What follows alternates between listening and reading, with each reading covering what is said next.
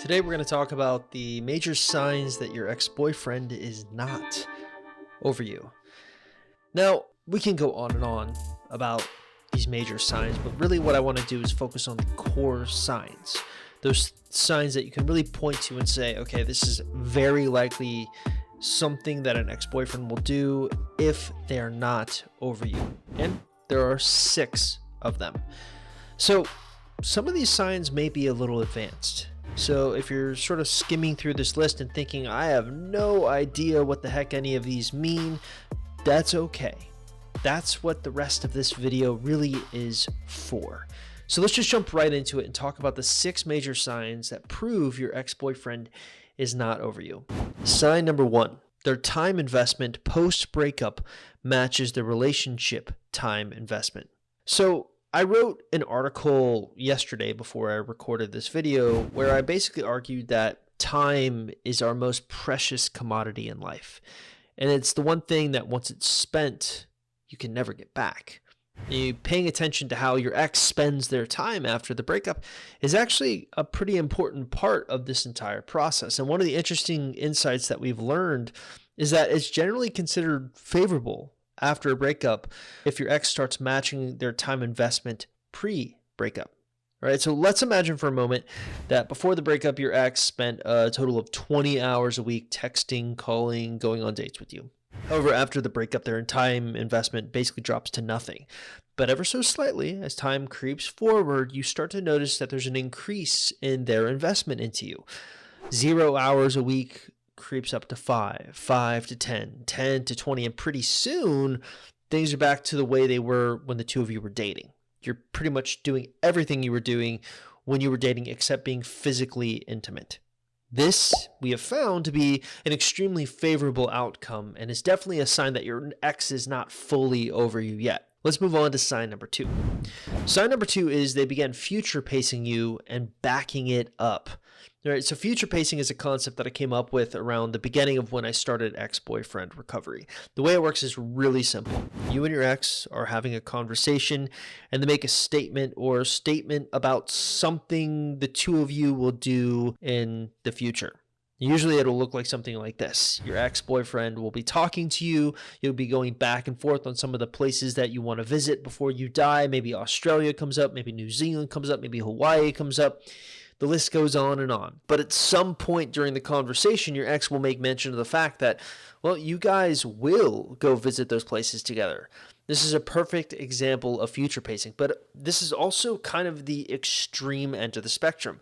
Rarely is future pacing so cut dry. Generally, the comments are smaller and more nuanced, and the comments alone aren't all you're technically looking for. Action is.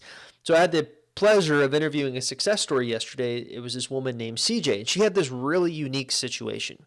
Essentially, she broke up with her ex and came into her orbit wanting him back, I think like 5 or 6 months after the breakup.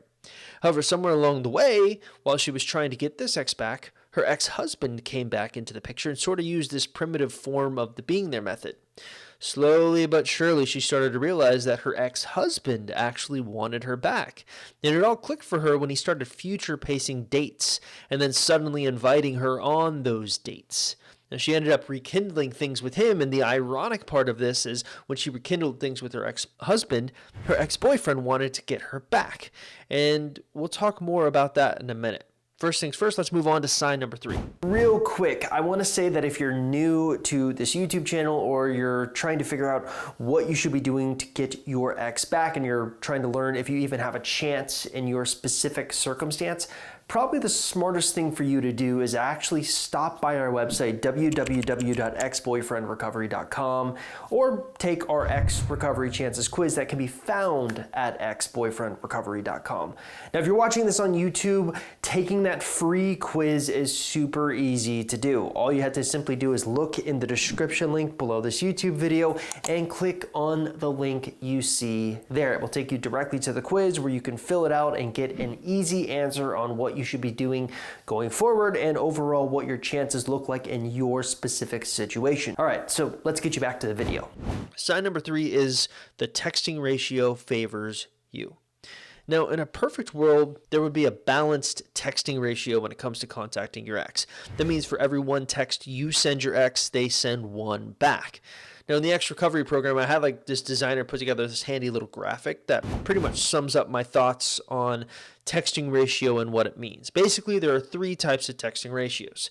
The 0 to 1 texting ratio, that means you send a text message to your ex and they don't respond. You send another text message to your ex and they don't respond. So for every 1 to 2 to 3 text messages you're sending your ex, there's no response at all. This is worst case scenario, usually not good. Then there's, of course, the 1-to-1 texting ratio. This is what we consider good. So that means for every text message you send, your ex is also sending one back in return. And then finally, we have the 1+to-1. So that means for every one text message you're sending, your ex is sending 1, 2, 3, 4 text messages back. Usually, this is considered excellent. Now, the general rule of thumb is that if you are texting your ex more than they are texting you, that means you are investing more into the conversation than they are. On the other hand, if they are texting you more than you are texting them, that means they are investing more in the conversation than you. So everything kind of in this weird way comes back to investment of time and resources, which leads us to sign number 4. They exhibit jealousy when you start dating other people. So after years of studying many different breakups and what ends up working to reconnect people, I came up with 3 big takeaways. So sit back, get your pencils ready, because this is going to be, I don't know if it's going to be mind-blowing or anything like that, but what it will be is incredibly insightful for you. After studying lots of different success stories, there are 3 big things that kind of create the perfect cocktail for getting an ex back. Number 1 is you need to outgrow your ex authentically. Number 2 is you need to find something you care about more than your ex that gives you fulfillment. And finally, number 3, you need to be going on dates with other people. Now, generally speaking, those 3 things are enough to create that perfect cocktail for success. Yet sometimes we find that our clients falter when they're trying to manufacture them. Of course, it can be argued that the easiest thing to accomplish out of that list really is simply going on dates with other people.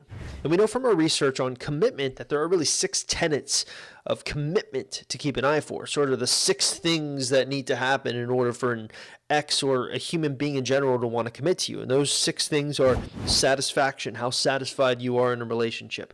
Alternatives, is there a better alternative out there for you? Investment, how much have you invested into the relationship? Fear of loss, are you afraid of losing this person? Urgency, is there an urgent reason for why you need to commit right now? And then finally, scarcity. Scarcity is like, it's kind of the one-of-a-kind reason. So you have differentiated yourself enough from other alternatives that your ex thinks that you, or anyone thinks that you are one of a kind. You're a scarce resource. What I find really fascinating about sort of the commitment tenet list is that 4 of the 6 can actually be hit on by dating someone else, or at least going on a date with someone else, right? So you have alternatives because you're basically going on a date with someone new. You have fear of loss. Well, what if I lose her forever to this new person? Then you have urgency. I might need to commit to her as soon as possible or I'll lose my chance. Then you have scarcity. She might be off the market soon and there's no one else like her. All of this can happen. You can hit on 4 of the 6 core tenets of commitment by simply going on a date with someone outside of your ex. And then that brings us to the 5th sign, which is the nudge principle is in effect. So I can't claim credit for the nudge principle. Our very own coach Anna, who came up with it, and I basically did this interview with her and she kind of mentioned it a few years ago, and here's the basic tenets of how it works. The nudge principle is essentially a situation when a dumper entertains the idea that they may be potentially thinking of reconnecting with you. They'll often send these subtle tests your way to see how you'll react. What they're really looking for is a sign to indicate that you want them back. So no one wants to engage in trying to get someone back if they're going to get rejected. So they kind of nudge you to test you out. And usually the subtle test can include small flirtations, future pacing, seeing how you react to bringing up your past relationship, sharing feelings, sharing like half of your feelings. Those are all examples of little nudges. And the important thing to remember here is that the nudge principle is born from a fear of rejection. No one wants to initiate a conversation with their ex only to get rejected. So instead, it's safer to deploy these little tests until you can pretty much guarantee that you have a favorable outcome on the horizon. And that leads us to our sixth and final core reason for sort of understanding if an ex is not over you yet. And that is they skip the value ladder and start sharing feelings. So I hammer everyone over the head with this, and it seems like I do this every day, but the core game plan of ex-boyfriend recovery is wrapped up into the idea of a value ladder.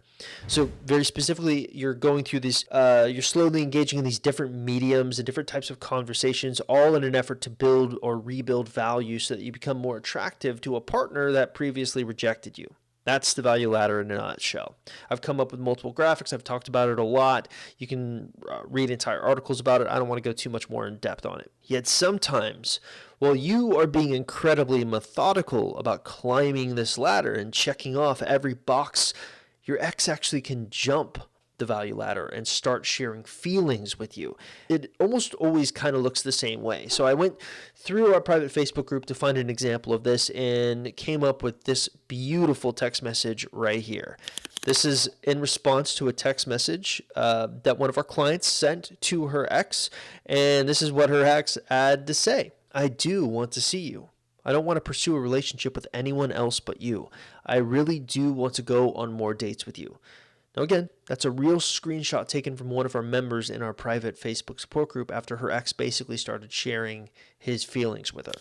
Now some exes won't be this direct about it. Some exes will simply say, I miss you. You look beautiful today. Do you remember when we went on that hot air balloon ride? Do you remember when we went walking on the beach? They start kind of very specifically picking up these little nudge principle type things just to see how you're going to react. Now, these little things are little nudge tests meant to see how you're going to respond to it. But if your ex is consistently the one to lead with feelings, I personally consider it to be a very good sign. One little fly in the ointment, though, is that I feel it's important to mention that sometimes when you're dealing with avoidance, the avoidant nature is that they go through this period of nostalgia when they feel like you've moved on from them.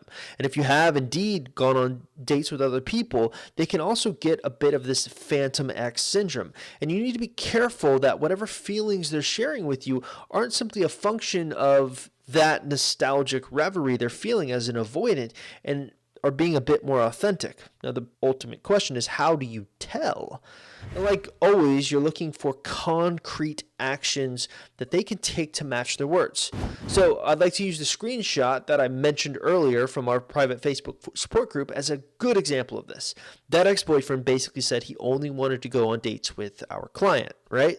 So in order to determine if he's being authentic, all we need to do is look at his actions. Well, did he go on other dates? That would be an action he could take to back up what he said.